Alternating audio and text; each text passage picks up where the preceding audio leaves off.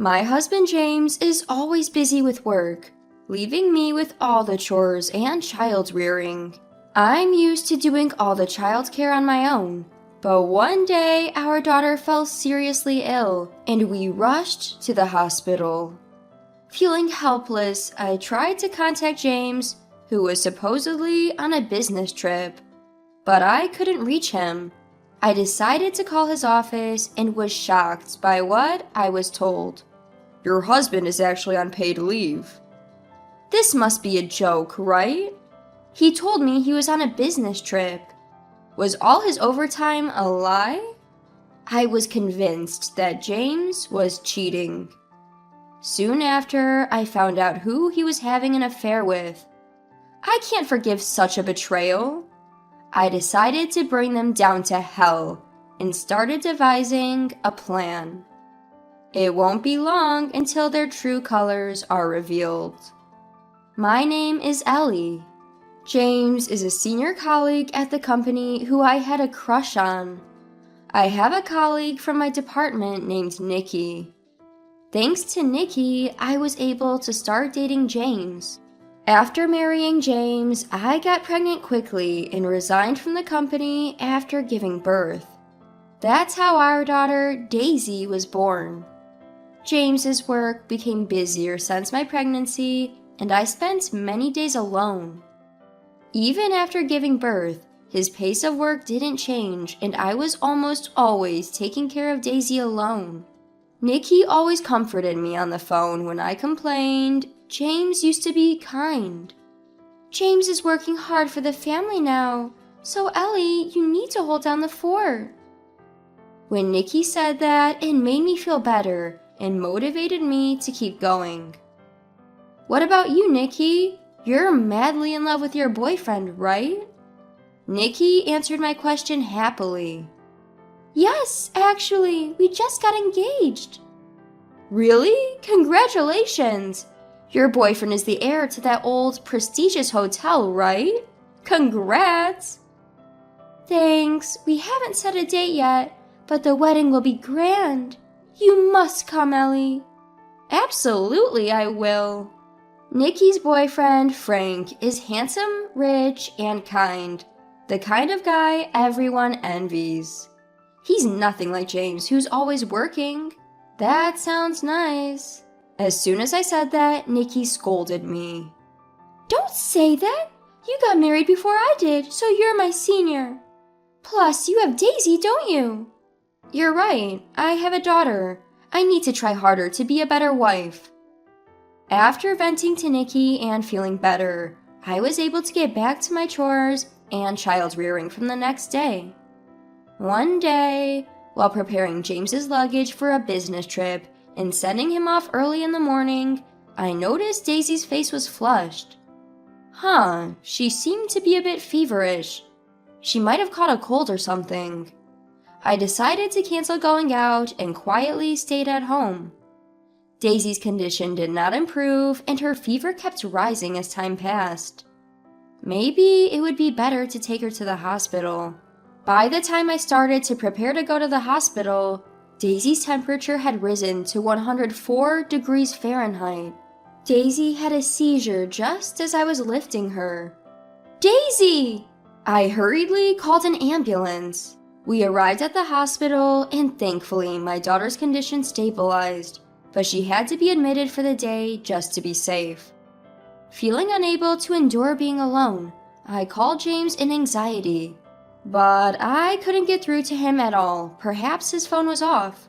Why at a time like this? That's it. I had an idea.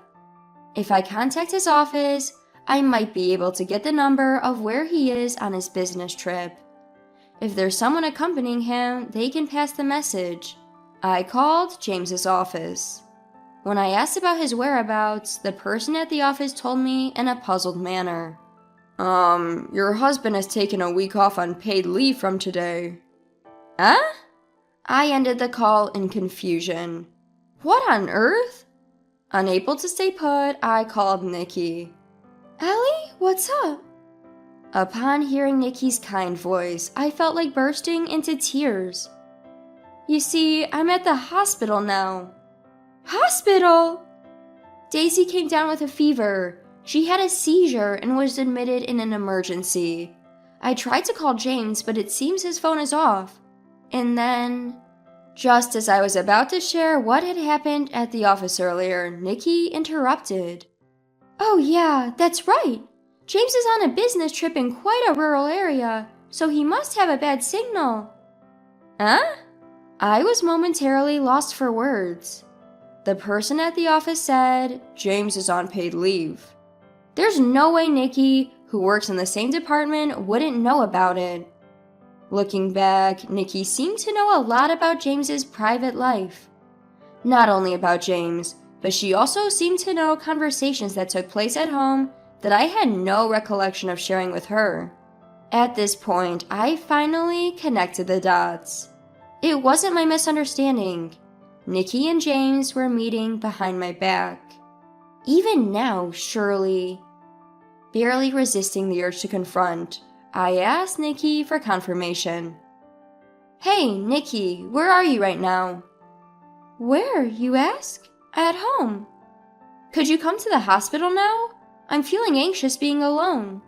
What? Right now? That's impossible. Why? Are you with someone? No, I'm alone, but I'm a bit tied up right now. I see. Sorry for asking too much. Then, could we do a video call? Seeing your face would probably make me feel better. A video call? But I don't have any makeup on right now. I've seen you without makeup plenty of times when we went on trips together. But... Nikki sounded flustered. She was extremely suspicious.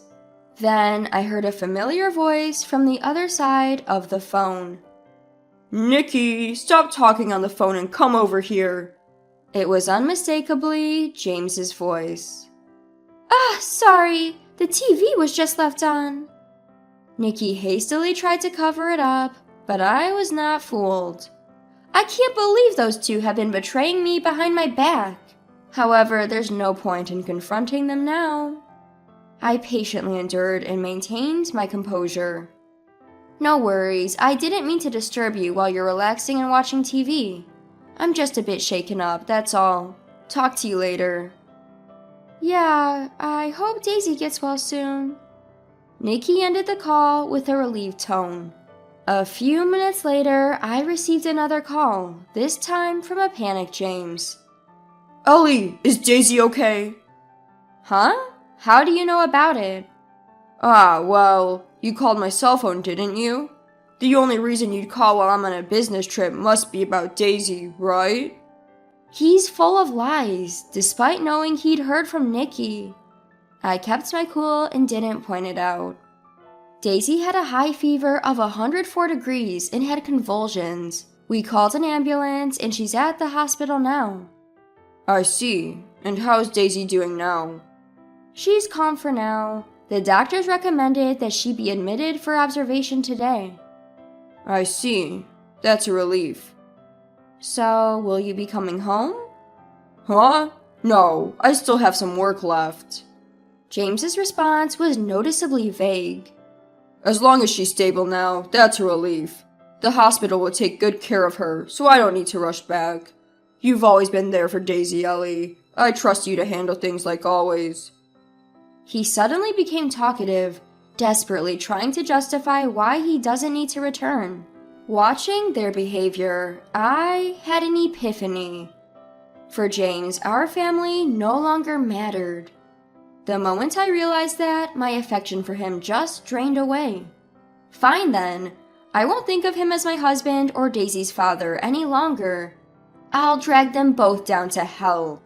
I began planning to abandon James, but a simple divorce isn't enough. I'll take every penny of the compensation from James and Nikki. First, I needed evidence of their affair. Looking at Nikki's social media posts, she gleefully shared images of their upcoming dates and locations of past ones. In those pictures, glimpses of James's belongings, like his tie or wristwatch, were visible. They likely never suspected that I would scrutinize their online behavior to this extent. My anger towards them rekindled my spirits, and I was able to energetically nurse Daisy and gather evidence at the same time. The test results showed no issues, so Daisy was to be discharged the following day. While James was on his so-called business trip, he didn't once inquire about Daisy's test results. That solidified my resolution. I greeted James with a composed expression when he returned home with an innocent look on his face. "Welcome home." "I'm back." James glanced at Daisy. "Looks like you're doing well. You sure caused a fuss calling an ambulance." Holding back my anger towards James, I went about my usual chores and childcare duties. Then I called Nikki.